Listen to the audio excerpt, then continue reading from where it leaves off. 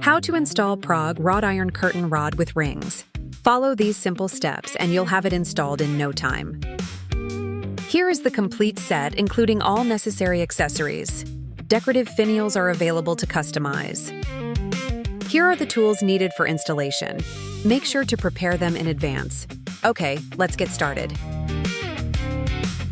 If your rod length exceeding 90 inches, you'll need a connector to join the sections.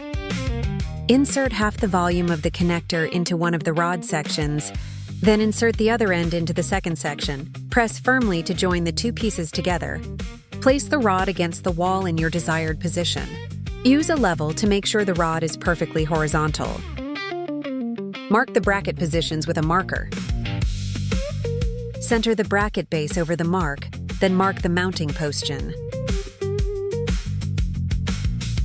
Make the holes at the marked positions with a drill. Insert the wall anchors into the holes. Secure the bracket to the wall. Mount the remaining brackets in the same way. Rest the rod in one of the brackets. Slide on the curtain rings. Set the rod into the other bracket. Slip one ring onto the rod at the outer side of each end bracket. Use a screwdriver to secure the rod to the brackets.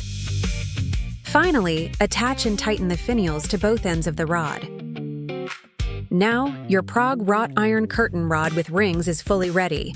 Don't forget, there are multiple finial styles to mix and match.